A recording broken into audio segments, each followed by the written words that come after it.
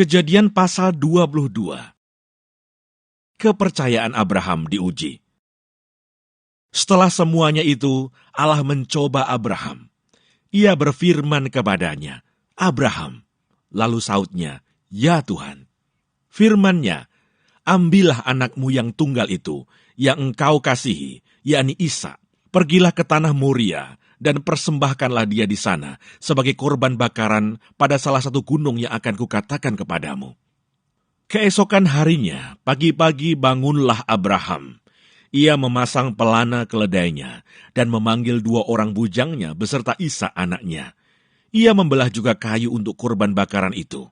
Lalu berangkatlah ia dan pergi ke tempat yang dikatakan Allah kepadanya. Ketika pada hari ketiga, Abraham melayangkan pandangnya. Kelihatanlah kepadanya tempat itu dari jauh. Kata Abraham kepada kedua bujangnya itu, "Tinggallah kamu di sini dengan keledai ini. Aku beserta anak ini akan pergi ke sana. Kami akan sembahyang. Sesudah itu kami kembali kepadamu."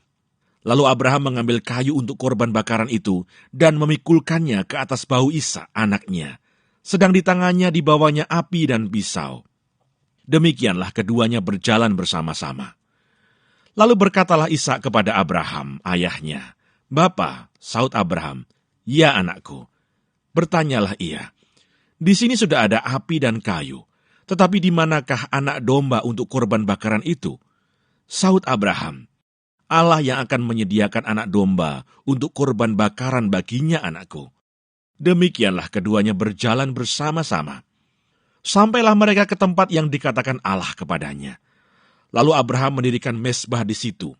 Disusunnyalah kayu, diikatnya Ishak anaknya itu, dan diletakkannya di mezbah itu di atas kayu api. Sesudah itu Abraham mengulurkan tangannya, lalu mengambil pisau untuk menyembelih anaknya. Tetapi berserulah malaikat Tuhan dari langit kepadanya, "Abraham, Abraham." Sahutnya, "Ya Tuhan." Lalu ia berfirman, "Jangan bunuh anak itu, dan jangan kau apa-apakan dia.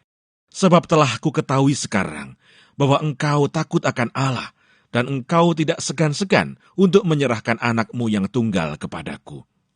Lalu Abraham menoleh dan melihat seekor domba jantan di belakangnya, yang tanduknya tersangkut dalam belukar. Abraham mengambil domba itu, lalu mengorbankannya sebagai korban bakaran pengganti anaknya. Dan Abraham menamai tempat itu, Tuhan menyediakan. Sebab itu sampai sekarang dikatakan orang, di atas gunung Tuhan akan disediakan. Untuk kedua kalinya berserulah malaikat Tuhan dari langit kepada Abraham, katanya, "Aku bersumpah demi diriku sendiri, demikianlah firman Tuhan, karena engkau telah berbuat demikian, dan engkau tidak segan-segan untuk menyerahkan anakmu yang tunggal kepadaku, maka aku akan memberkati engkau berlimpah-limpah, dan membuat keturunanmu sangat banyak, seperti bintang di langit, dan seperti pasir di tepi laut. Dan keturunanmu itu akan menduduki kota-kota musuhnya. Oleh keturunanmu lah, semua bangsa di bumi akan mendapat berkat, karena engkau mendengarkan firman-Ku." Kemudian kembalilah Abraham kepada kedua bujangnya, dan mereka bersama-sama berangkat ke Berseba, dan Abraham tinggal di Berseba. Keturunan Nahor. Sesudah itu Abraham mendapat kabar, juga Milka telah melahirkan anak-anak lelaki bagi Nahor, saudaramu. Uz, anak sulung, dan Bus adiknya, dan Kemuel, ayah Aram, juga Keset, Hayo, Pildas, Yidlaf, dan Betuel. Dan Betuel memperanakkan Ribka.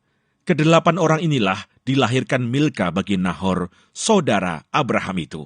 Dan gundik Nahor, yang namanya Reuma, melahirkan anak juga, yakni Tebah, Gaham, Tahas, dan Maaka.